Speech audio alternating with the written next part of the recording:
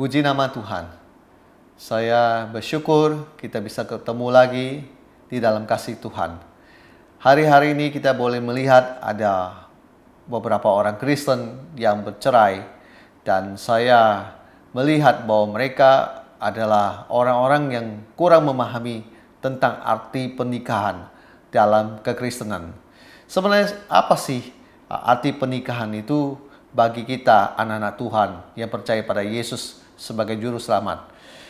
Kalau kita melihat dari awal di mana Alkitab menulis di Kejadian pasal 2 ayat 21 sampai 22, di situ diceritakan bahwa Tuhan menciptakan Hawa dari rusuk yang diambil dari Adam, dan kemudian di situ dikatakan dibangunnya seorang perempuan, lalu dibawanya kepada manusia itu, yaitu Adam.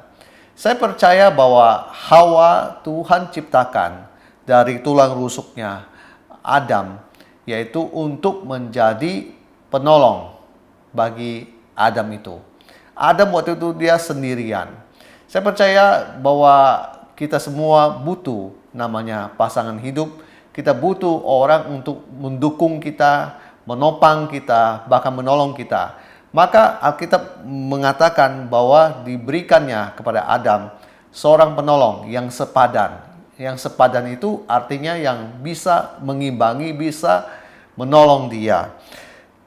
Bapak dan Ibu, kita tahu bahwa pria itu umumnya banyak memakai logika, dan sedangkan wanita itu banyak menggunakan perasaan. Dan untuk masalah karakter, kadang memang ada wanita yang keras, ada juga pria yang keras, dan sebagainya. Itu tergantung dari individu, latar belakang, dan budaya masing-masing. Memang untuk menyatukan pria dan wanita ini dalam pernikahan itu tidak mudah, apalagi mereka katakan baru kenal satu sama lain. Tetapi hal yang paling penting yang kita perlu ketahui di sini adalah tentang mereka harus memahami bahwa pernikahan itu tidak boleh sembarangan. Artinya, kalau sudah menikah, lalu terjadi sebuah permasalahan, bertengkar resminya, tidak boleh dengan gampang langsung minta bercerai. Bapak dan Ibu, begini, Alkitab firman Tuhan berkata begini, di Matius pasal 19 ayat 6, dikatakan gini, demikianlah mereka bukan lagi dua, melainkan satu. Karena itu, apa yang telah dipersatukan Allah tidak boleh diceraikan manusia. Di sini dikatakan bahwa pria dan wanita yang sudah bersatu dalam pernikahan, diberkati di gereja, itu bukan lagi dua, melainkan satu. Satu menyatu menjadi satu dalam roh. Mereka adalah suami istri yang sah di hadapan Tuhan.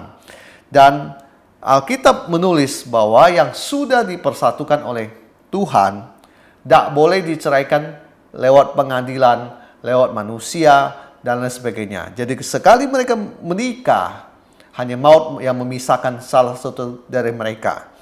Dan kemudian kita bisa melihat di Malaki pasal 2 ayat 16, dikatakan bahwa sebab aku membenci perceraian, firman Tuhan yang di bagian A-nya. Nah, di sini kita melihat bahwa Tuhan membenci perceraian. Jadi kalau kita sebagai umat Tuhan, kita tahu bahwa Tuhan membenci perceraian, maka kita yang seharusnya umat Tuhan takut akan firman Tuhan. Kita harus mendengar firman Tuhan ini bahwa Tuhan membenci perceraian. Maka jangan gampang untuk mengucapkan kata cerai pada pasangan kita. Haleluya. Dan saya juga melihat bahwa begini, Bapak dan Ibu, bahwa dikatakan di Matius pasal 5 ayat 32, dikatakan, tetapi aku berkata kepadamu, setiap orang yang menceraikan istrinya, kecuali karena zina, ia menjadikan istrinya berzina, dan siapa yang kawin dengan perempuan yang diceraikan, ia berbuat zina.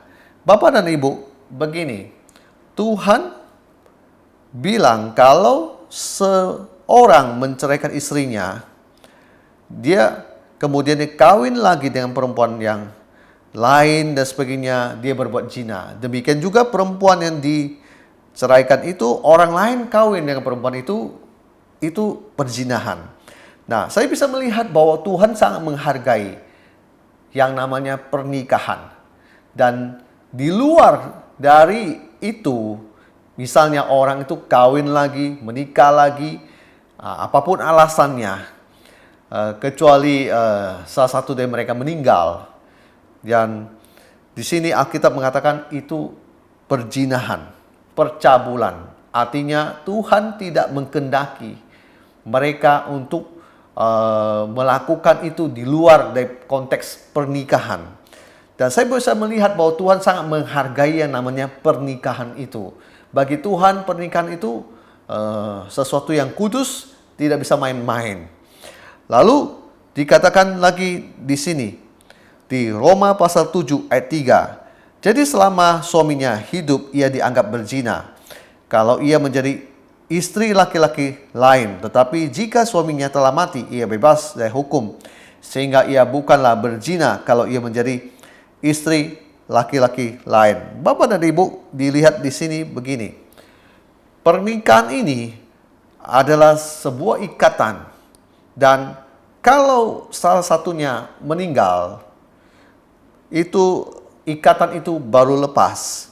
Dan kita bisa melihat kalau kita memikirkan kehidupan kita, memikirkan ego kita, memikirkan sesuatu yang gimana tanpa memikirkan hukumnya Tuhan, maka dengan gampang kalau ada masalah, pertengkaran atau apapun, kita akan bercerai. Karena menurut kita ya itu solusinya. Itu salah, Bapak dan Ibu. Jadi saya mau bilang begini, kita harus menuruti apa yang Tuhan perintahkan, yaitu jangan bercerai.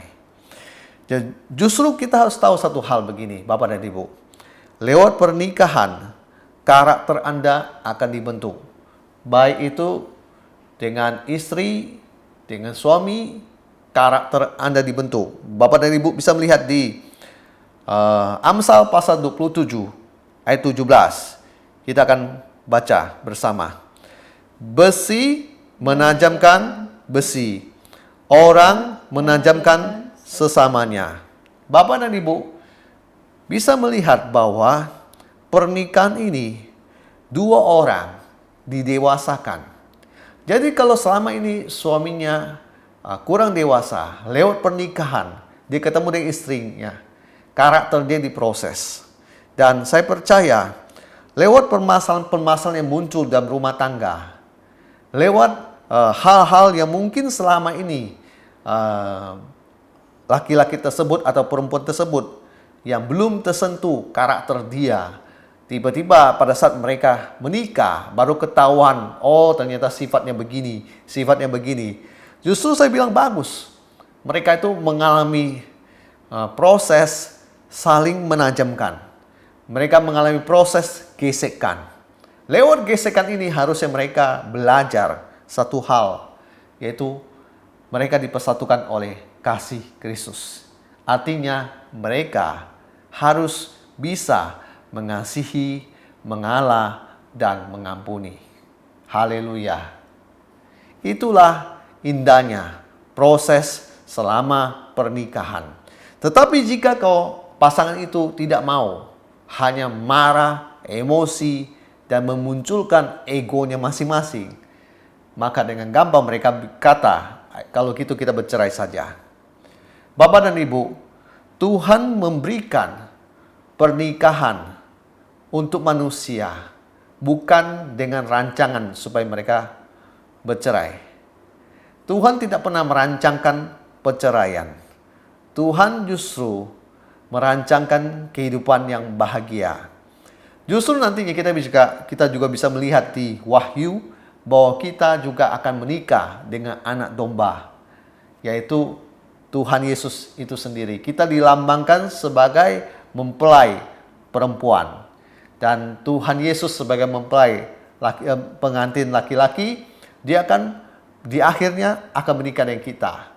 Nah, kita belajar juga di dunia ini, kita hidup bagaimana sih kita memelihara kehidupan keluarga yang bahagia. Dan saya percaya inilah saatnya Anda mempraktekkan kasih Kristus dalam keluarga Anda. Jadi kalau pada saat Anda bertengkar, ribut, ada miskomunikasi atau apapun, jangan cepat emosi, mementingkan ego sendiri dan berkata, saya mau bercerai. Justru kata-kata itu bisa menjadi kata-kata kutuk yang membuat kehidupan rumah tangga Anda semakin memburuk. Satu kali Anda mengucapkan mau bercerai, dua kali Anda ucapkan, dan terus itu akan menjadi kutuk yang mengubahkan segala sesuatu yang manis menjadi pahit. Pada akhirnya itu akan terjadi, yaitu Anda bercerai. Maka daripada itu, jangan pernah mengucapkan kata-kata itu dalam kehidupan keluarga Anda. Jika Anda sedang sakit hati, justrulah di situ Anda belajar besi menajamkan besi. Anda harus mengalah, mengasihi, dan mengampuni. Saya percaya Bapak dan Ibu, lewat penjelasan firman Tuhan yang singkat ini, dengan kehadiran saya dan istri saya, kami mau membawa dampak bahwa kehidupan kekristenan yang sebenarnya adalah Anda menikah dan Anda yang harus membuat rumah tangga Anda menjadi semakin baik.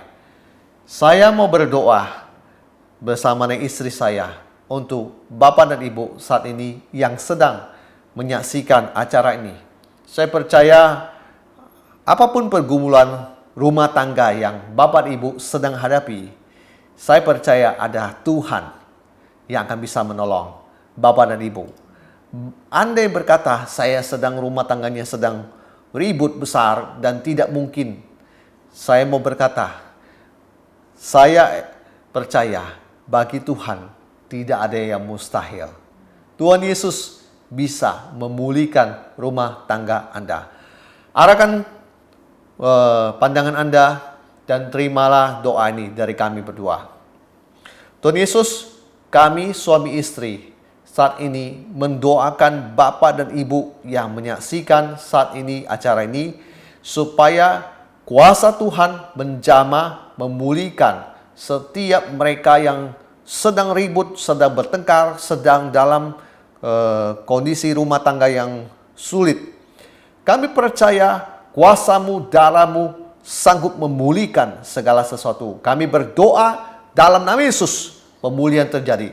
Dalam nama Yesus, berkat dicurahkan. Dalam nama Yesus, persatuan diberikan untuk Bapak dan Ibu. Dan ku berdoa setiap hati yang terluka, Tuhan Yesus pulihkan sekarang. Dan kami adalah pelaku-pelaku firman. Sampai hari ini kami berdua, suami istri, masih terus melakukan kegiatan rumah tangga sebagaimana yang Tuhan percayakan kepada kami untuk menjadi contoh bagi orang-orang Kristen, anak-anak Tuhan. Kami berdoa firman yang kami baca ini dengan apa yang kami sudah lakukan, kami impartasikan kepada setiap orang yang menontonnya supaya mereka punya keluarga juga bahagia dan mereka boleh menikmati kebaikan Tuhan dalam rumah tangga mereka. Itulah janji dan berkat yang Tuhan yang luar biasa, bahwa rumah tangga mereka akan baik senantiasa. Di dalam nama Yesus kami berdua sudah memberkati umat-Mu. Haleluya. Amin. Terus maju di dalam Tuhan. Saya percaya Bapak dan Ibu, Anda memiliki rumah tangga yang luar biasa, janji-janji berkat yang luar biasa dalam kehidupan rumah tangga Bapak dan Ibu sekalian. Tuhan Yesus memberkati kita semua. Haleluya. Amin.